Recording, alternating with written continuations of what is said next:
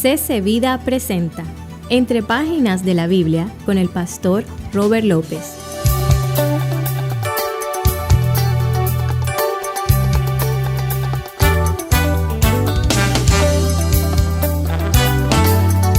Pensamos que estamos haciendo lo correcto, pero después nos damos cuenta que estamos corriendo en rumbo equivocado.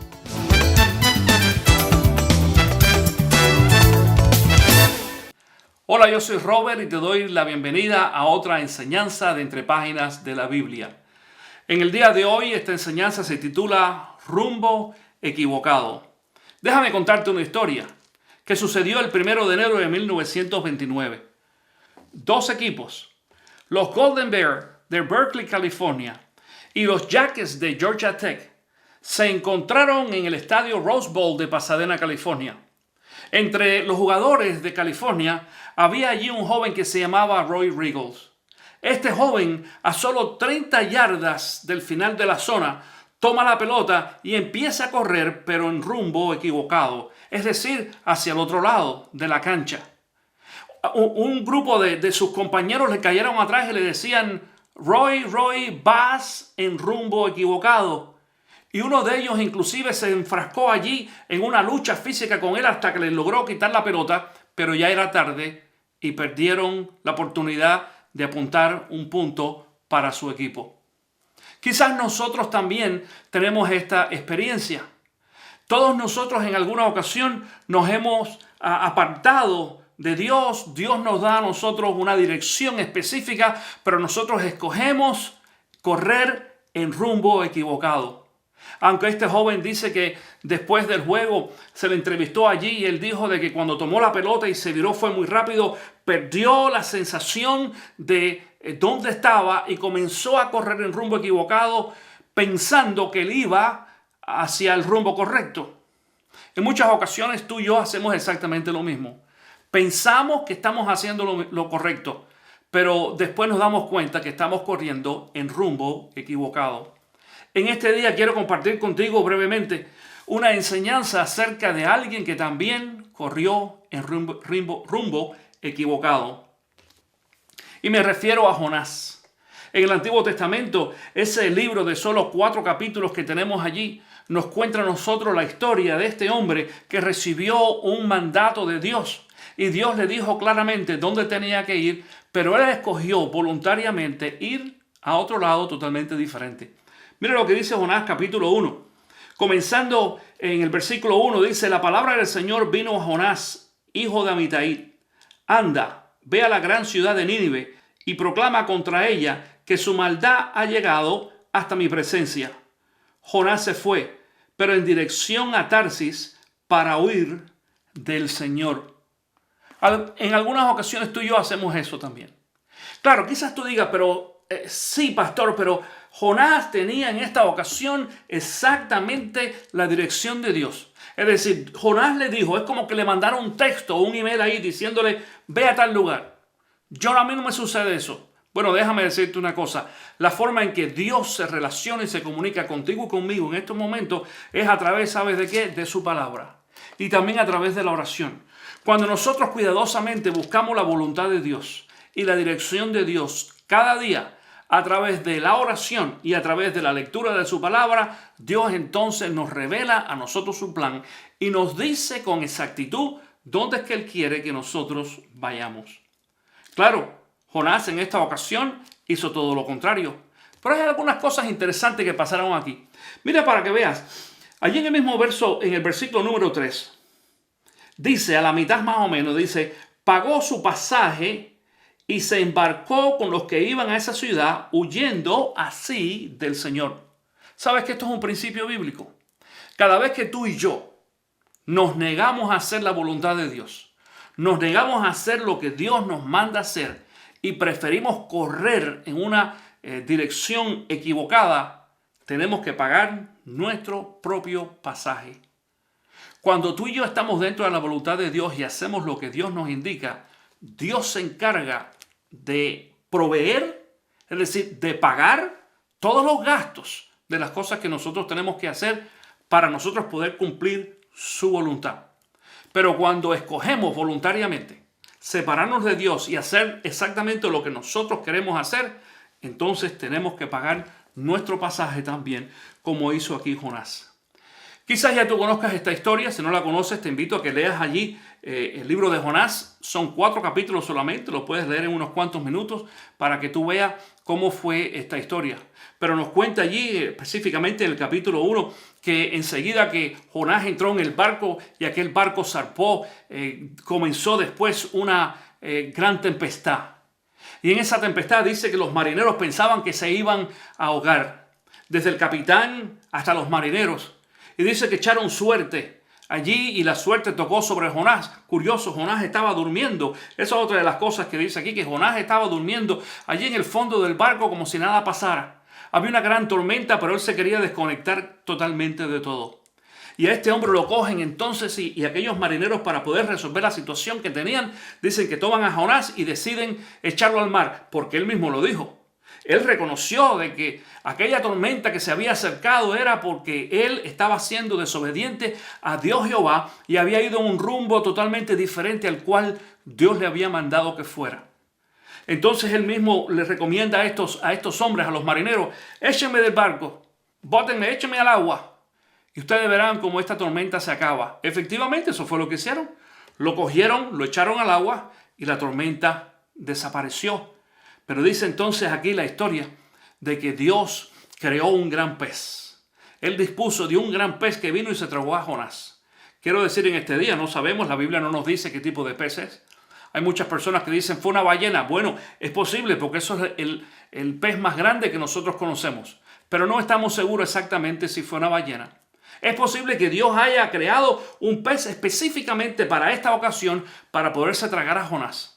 Porque algo bien curioso que pasó es que este pez se traga a Jonás, pero no se muere. Jonás no se muere. Él sigue vivo. Durante 3 días, dice, estuvo Jonás allí en el vientre de aquel pez. ¿Sabes lo que sucede contigo y conmigo cuando nosotros nos apartamos y corremos en una dirección diferente a la que Dios nos manda que vayamos? Eso mismo. Algún pez viene. Eso quiere decir un gran problema. Cada vez que hacemos eso, tú y yo voluntariamente, Dios crea. Hay veces los problemas a nuestro alrededor y esos problemas nos absorben, nos tragan. Y nosotros entonces entramos en una etapa de desesperación, exactamente como la que entró Jonás. Jonás también entró allí en una etapa de desesperación y empezó entonces a rogarle a Dios, como tú y yo hacemos. Nos olvidamos de Dios. Hacemos las cosas totalmente diferentes a lo que Dios nos mandó a hacer. Pero cuando estamos en medio del problema, entonces empezamos a rogarle a Dios. Inclusive le prometemos cosas que en muchas ocasiones tú y yo sabemos que no vamos a cumplir. Mira lo que pasó aquí con Jonás. En el capítulo 2, comenzando en el versículo 1, dice: entonces Jonás oró al Señor su Dios desde el vientre del pez y dijo: en mi angustia clamé al Señor y él me respondió. Desde las entrañas del sepulcro pedí auxilio y tú escuchaste mi clamor. Mira lo que dice entonces un poquito más abajo en el versículo número 9. Yo en cambio te ofreceré sacrificios y cánticos de gratitud. Cumpliré la promesa que te hice. La salvación viene del Señor. Entonces el Señor dio una orden y el pez vomitó a Jonás en tierra firme. ¿Te das cuenta que tú y yo hacemos exactamente lo mismo? En medio del problema, en medio de las grandes situaciones que Dios permite que se desarrollen a nuestro alrededor para enseñarnos a nosotros una gran lección, entonces nosotros comenzamos a hacerle nuevas promesas a Dios. Promesas que en algunas ocasiones, o quizás generalmente, no cumplimos. Tú lo sabes, pero Dios, que es misericordioso y grande, todavía nos libera de muchos de esos problemas. Allí eso fue lo que pasó cuando dice que el Señor entonces le dio la orden a aquel pez y que vomitara a Jonás en la tierra. Y Dios le da otra oportunidad a Jonás. Y le dice a Jonás: Jonás, ve, levántate y ve a Nínive, donde yo te mandé desde el primer momento. Y él lo hace. Él dice: bueno, ya no tengo otra razón, otra justificación, y tengo que ir entonces allí a Nínive. Dice que llega a la ciudad y él empieza a proclamar entre toda la gente de que aquella gente se arrepienta o Dios iba a acabar con todos ellos. Quiero hablarte un poquito de Nínive. Nínive en aquel tiempo era una de las ciudades más importantes del área. Aquella gente tenía, dice la historia, que tenía un gran odio en contra de los israelitas, de los judíos, del pueblo de Dios, del pueblo donde venía Jonás. Aquella gente inclusive mataba a los judíos con los cuales tenían contacto. Y entonces pues era claro por esa razón de que cuando Dios le dijo a Jonás, ve y predícale y háblale a la gente de Nínive para que se arrepienta y para que se salve, él dijo, no puede ser, yo no quiero que esa gente se salve. Esa gente es nuestro enemigo, esa gente está acabando con nuestro pueblo, con nuestra cultura, con todo lo que representa nuestra relación con Dios. ¿Cómo es posible que yo vaya a predicarle a esa gente para que ellos se salven? Pero Jonás conocía, porque él lo expresa, él sabía el poder que tenía Dios. Y él sabía que si Dios lo llevaba a predicar allí a aquella gente palabra nueva, palabra de esperanza para aquellas personas se arrepintieran de su pecado, Dios los iba a perdonar y los iba a recibir otra vez en su regazo. Dice entonces la historia de que Jonás va y dice de que él predica y la gente se empieza a arrepentir. No solamente la gente se arrepintió, dice que hasta el rey se arrepintió. Todo el pueblo se arrepintió de sus pecados y Dios los perdonó. Y entonces ahora, en esta ocasión, este hombre se pone bravo otra vez. Dice en el capítulo 4, pero esto disgustó mucho a Jonás y lo hizo enfurecerse. Y dice que le dice entonces al Señor, ¿cómo es posible de que tú en realidad hayas perdonado a toda esta gente que es nuestros enemigos, a toda esta gente que nos hace mal a todos nosotros? Y dice que después de que él predica el evangelio y la gente se arrepiente, él sale de la ciudad y se sienta allí amargado y deprimido y frustrado y estaba enojado. Se sienta debajo de un árbol. Y allí debajo de aquel árbol Dios le habla otra vez. Dios le habla y le dice a él, ¿por qué te pones bravo? Y él le cuenta a Dios y tiene una discusión allí con Dios. ¿Por qué?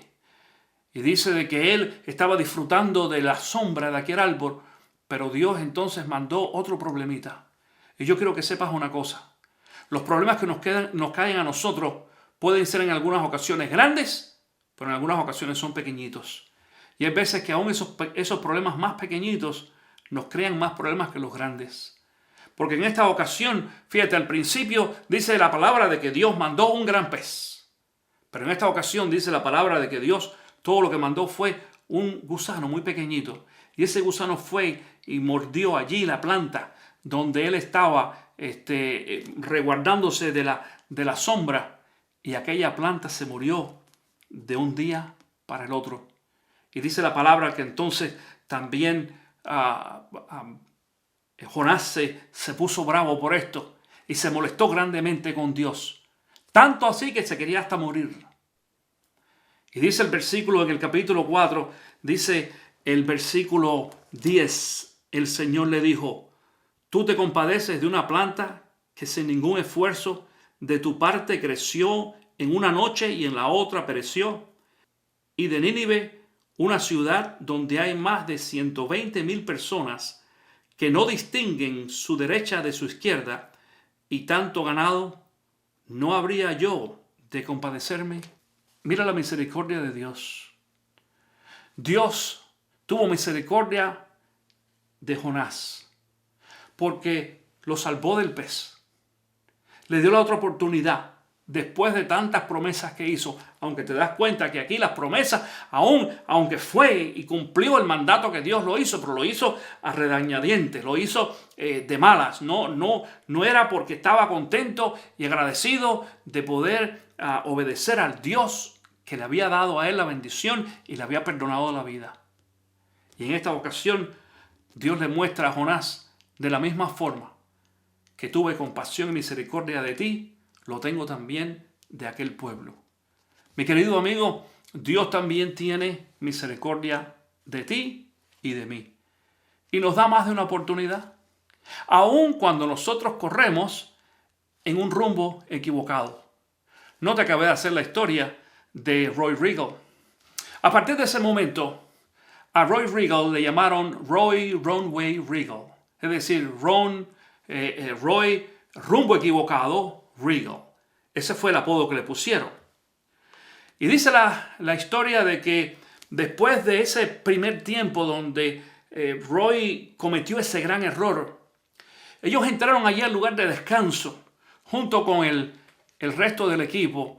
Y dice que él le dijo al coach o a su entrenador: coach, yo no puedo seguir otra vez jugando. Yo no puedo regresar de nuevo a la cancha. Dice, he arruinado el juego, te he arruinado a ti, he arruinado a mi equipo y he quedado muy mal delante de la gente. Yo no puedo seguir jugando.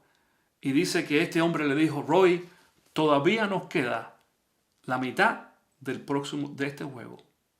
Todavía nos queda la mitad del juego. Yo te quiero decir lo mismo a ti, mi querido amigo. La vida no se ha acabado todavía.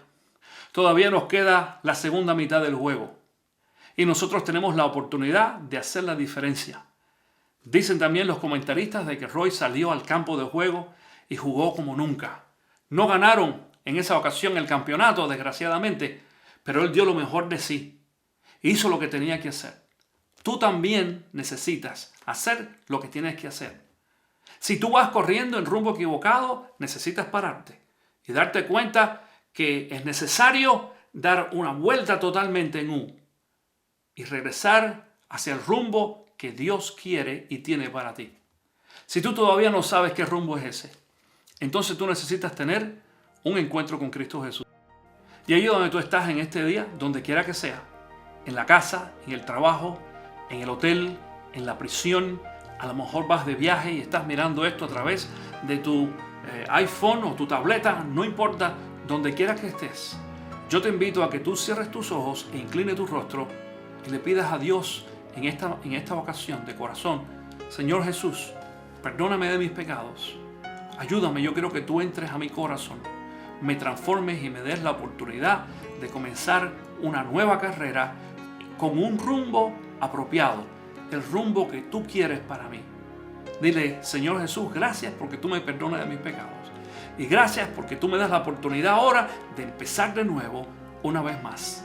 Si tú haces esta decisión allí donde tú estás, dice la palabra de Dios de que Dios te sella con su espíritu y tú eres ahora uno más de la familia de Dios. Yo te digo en este día, bienvenido a la familia de Dios. Qué bueno que hiciste esta decisión. Que Dios te bendiga y nos vemos en la próxima oportunidad. Usted puede obtener una copia de este video en formato DVD enviando su donativo de $10, incluyendo envío y manejo, escribiendo a Entre Páginas de la Biblia, 3530 East Fort King Street, Ocala, Florida 34470, o a través del correo electrónico info@ccvida.com. Para más detalles o información, visite ccvida.com. Esto fue una producción de Entre Páginas de la Biblia con el pastor Robert López.